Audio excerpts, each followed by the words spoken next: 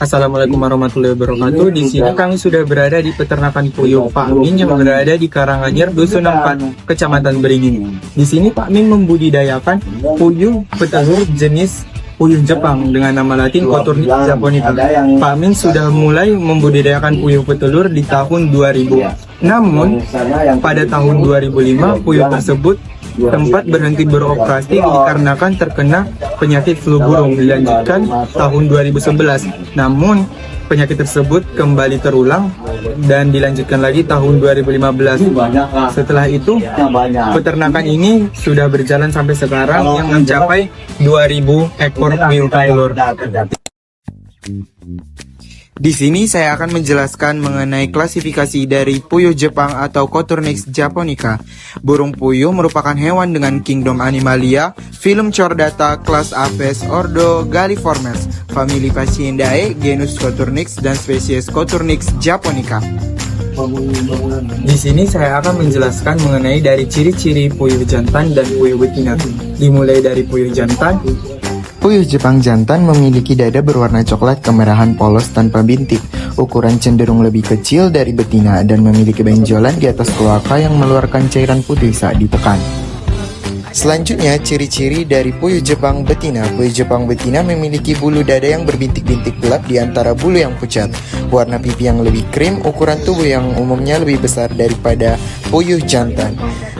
Puyuh betina juga memiliki kloaka yang membesar saat mau bertelur.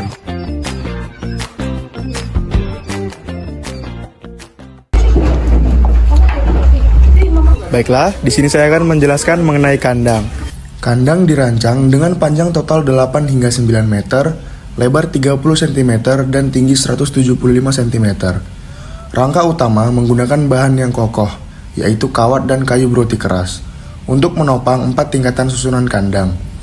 Desain 4 tingkat ini memungkinkan pemanfaatan ruang vertikal, sehingga kapasitas ternak meningkat tanpa memperluas lahan. Setiap 120 cm dipasang sekat pembatas. Setiap sekat diisi 12 ekor puyuh. Kepadatan ini dipilih berdasarkan standar kenyamanan dan kesehatan puyuh, sehingga setiap burung memiliki ruang gerak yang memadai, meminimalkan stres, dan menjaga produksi telur tetap stabil. Bagian tempat minum menggunakan pipa yang dipasang sepanjang kandang, memastikan suplai air bersih selalu tersedia dan mengurangi risiko tumpah. Untuk pakan, digunakan tempat pakan khusus yang dipasang di bagian depan kandang. Desain ini memudahkan pengisian, meminimalkan pakan tercecer, dan menjaga kebersihan area lantai. Lantai kandang terbuat dari kawat yang dipasang miring ke arah depan. Kemiringan ini bukan hanya sekedar estetika. Begitu puyuh bertelur, telur langsung menggelinding ke jalur panen yang berada di bagian luar kandang. Saya akan menjelaskan mengenai reproduksi pada ternak puyuh, yang dimana reproduksi pada ternak puyuh itu dimulai dari perkawinan antara puyuh jantan dan puyuh betina, dimana puyuh jantan memiliki kloaka yang dapat menghasilkan sperma, sedangkan puyuh betina memiliki kloaka untuk menerima sperma dan menghasilkan telur. Setelah proses pembuahan terjadi, telur akan melalui beberapa tahap, yaitu penambahan putih telur, selaput telur, dan cangkang. Proses ini membutuhkan waktu sekitar 24 jam. Nah, kalau kita perhatikan lebih dalam, lubang belakang atau kloaka pada puyuh betina dan jantan sangat berbeda karena keduanya memiliki fungsi yang berbeda. Nah, kalau pada puyuh betina ini, kloakanya tidak hanya berfungsi untuk mengeluarkan kotoran atau feses, tetapi juga untuk mengeluarkan telur. Karena ukuran telur cukup besar, maka kloaka betina lebih lebar dan cukup elastis agar telur dapat keluar dengan lancar. Sedangkan kloaka jantan itu lebih kecil karena dia hanya untuk mengeluarkan kotoran atau feses dan mengeluarkan sperma saat perkawinan. Di peternakan burung puyuh, Pak Min menghabiskan pakan sebanyak 1 karung atau 50 kilo untuk 2000 ekor dalam sehari.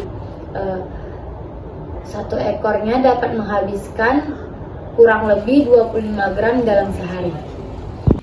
Peternakan burung puyuh Pak Min biasa diberikan pakan 2 kali sehari, yaitu pagi dan sore. Nah, itu untuk pemberian pakan pada burung puyuh dewasa.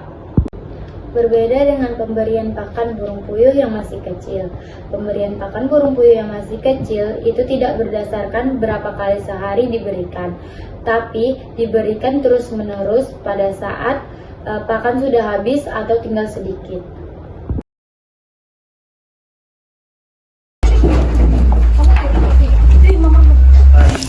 Baiklah, di sini saya akan menjelaskan beberapa jenis penyakit yang pernah dialami oleh peternak puyuh yang ada di sini. Beberapa jenis penyakit yang pernah dialami oleh burung puyuh yang ada di sini, yang pertama yaitu bisul, atau disebut dengan penyakit cacar unggas akibat dari poxivirus. Selanjutnya yaitu mencret, yang disebabkan oleh bakteri Escherichia coli, atau penyakit itu disebut dengan enteritis ulceratif. Cara penanganannya yaitu, yang pertama jika terkena bisul, harus segera dikeluarkan dengan pisau agar sembuh. Setelah itu, dia akan sembuh sendiri.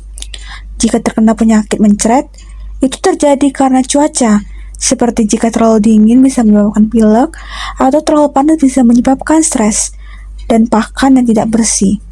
Cara penanganannya dengan memberikan obat atau terapi dengan nama obatnya seperti Tarmizin. Untuk pemberian vaksin diberi pada saat awal. Untuk vitaminnya, yang pertama untuk telur dengan nama stimulan. Pemberian obat-obatan melalui minum cukup dengan 2 sendok per ember melalui air minum yang dilarutkan.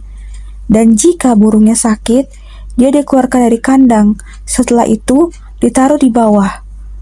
Dan yang terakhir, pemberian pada vitamin diberikan secara rutin sebulan sekali, tergantung situasi. Kalau telurnya menurun, dikasih vitamin lebih. Nah, di sini saya akan menjelaskan permasalahan-permasalahan yang ada di peternakan puyuh Pak Min. Jadi, permasalahan utama pada peternak puyuh Pak Min ini adalah kurangnya pengetahuan dalam penanganan penyakit. Peternak belum memahami gejala, pencegahan, dan pengobatan yang tepat, sehingga sering terlambat atau salah memberi obat. Akibatnya, angka kematian puyuh meningkat dan produktivitasnya yang menurun. Selain itu, kandang yang terlalu dekat dengan pemukiman juga menimbulkan masalah. Bau tidak sedap, potensi penyebaran penyakit, dan ketidaknyamanan warga sekitar menjadi dampak yang harus diperhatikan.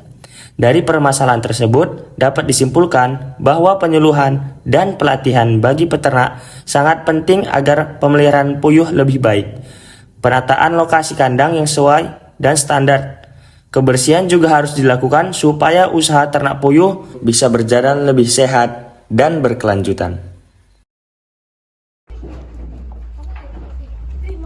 Baik, di sini saya akan menjelaskan mengenai analisis usaha dari peternakan puyuh Pak Min, mulai dari modal awal, pengeluaran, pendapatan, dan juga keuntungan bersih dari peternakan puyuh Bapak tersebut.